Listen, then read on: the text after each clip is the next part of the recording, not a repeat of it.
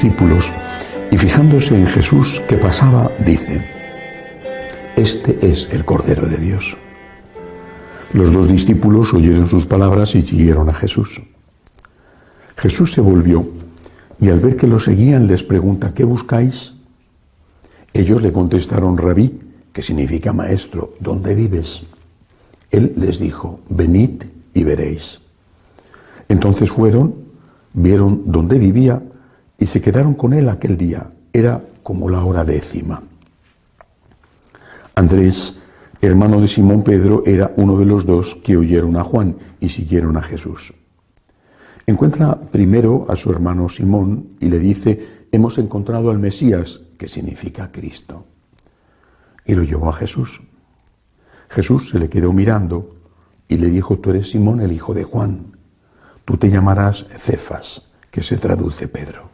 Palabra del Señor. Gloria a ti, Señor Jesús.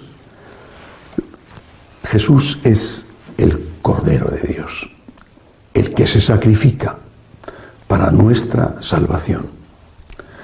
Él es el que funda la Iglesia.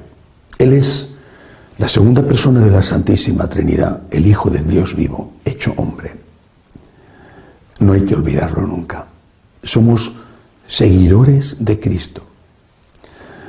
Aquellos, los primeros apóstoles y después los que vinieron, tenían muy claro que estaban siguiendo a Cristo, que Cristo era el Mesías, el Maestro, el Rabí, como le llama Andrés, el que enseña, que Cristo era aquel que merecía la pena seguir por sus enseñanzas, por sus milagros, por su amor, y después, cuando murió y resucitó, porque tuvieron entonces ya totalmente claro que de verdad era Dios hecho hombre.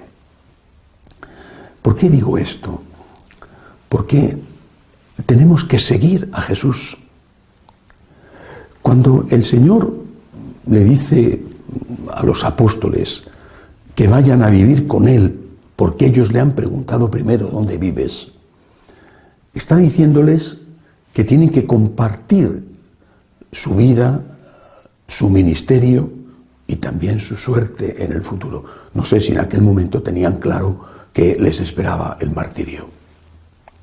Y cuando el Señor le dice, en aquel momento se llamaba Simón, después él le cambia el nombre, le llama Cefas, Pedro, Cefas, cabeza, Pedro. Cuando le dice que va a ser su sucesor, está diciéndole que tiene que seguirle, y que tiene que seguirle de una forma especial, representándole. No que tiene que sustituirle, no que tiene que dar un golpe de estado para derrumbarle, acabar con él. Es el sucesor de Cristo, no el superior de Cristo. Toda su importancia y todo el respeto y el cariño que se le debe es precisamente por esto: ser el sucesor de Cristo, ser el vicario de Cristo, no ser el superior de Cristo.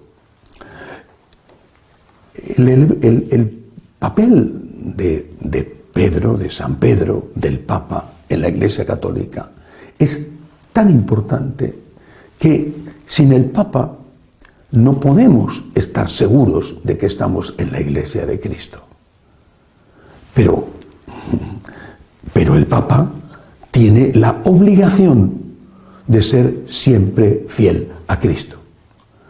Es decir, tiene el deber, por encima de cualquier otra cosa, por encima de su vida, incluso, ahí están los papas que han muerto mártires, tiene el deber de ser fiel a Cristo y de representar a Cristo, no de sustituir a Cristo. Eso es tan importante que si en un caso hipotético, que no ha ocurrido en 2000 años, hubiera un papa que dijera Cristo está equivocado o hay que corregir las enseñanzas de Cristo, automáticamente dejaría de ser el papa. Por eso siempre tenemos que estar con el Papa, Porque si, repito, hubiera un papa que cometiera una herejía, automáticamente dejaría de ser papa. Por lo tanto, no podríamos seguir a alguien que ya no es papa. Pero mientras el papa sea fiel a su mandato, sea un seguidor de Cristo como cualquier cristiano y fiel a su mandato específico de ser el vicario de Cristo, tenemos que estar con el papa.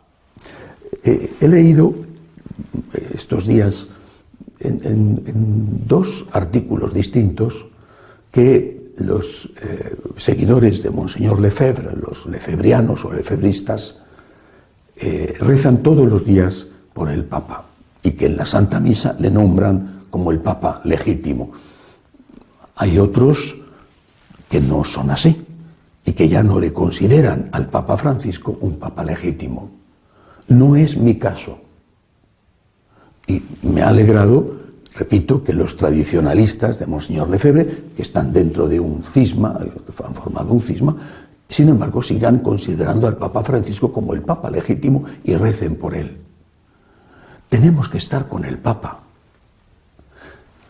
Repito, el Papa tiene que ser el primer seguidor de Jesús, el primero, el que garantiza que lo que se enseña en la Iglesia Católica es lo que enseñó Jesús y no otra cosa. Esa es su gran responsabilidad. Si en algún momento, vuelvo a insistir, que no ha ocurrido en 2000 años, el Papa dejara de ser fiel a Cristo, no me refiero en su vida personal, sino en sus enseñanzas, entonces inmediatamente dejaría de ser el Papa. Pero mientras nosotros estemos seguros, como lo estamos, de que el Papa es fiel a Cristo, tenemos que estar con el Papa. No entiendo otra manera de ser católico que no sea ser fiel al Papa. No se puede estar con Cristo en la Iglesia fundada por Cristo, que es el cuerpo místico de Cristo, y no estar con el Papa. Si el Papa dejara de ser el Papa, pues habría que poner otro Papa. Dejan de ser papas los papas cuando se mueren, por ejemplo, o cuando renuncian. Pues en ese momento se elige a otro Papa, ya está. Y estaríamos siempre con el Papa. No podemos estar con Cristo y seguir a Cristo si no estamos con el Papa. El Evangelio de hoy lo dice claramente. Tú eres Cefas, tú eres Pedro. Y en otro momento el Señor dirá, insistiendo en esto, sobre esta piedra edificaré mi iglesia. Estamos con el Papa, porque el Papa está con Cristo. Mientras esto no sea obvio y evidente, no tenemos ningún motivo para dejar de querer, de respetar, de obedecer y de rezar por el Papa.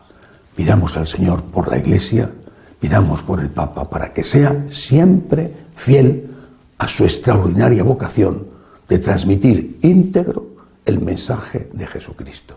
Que así sea.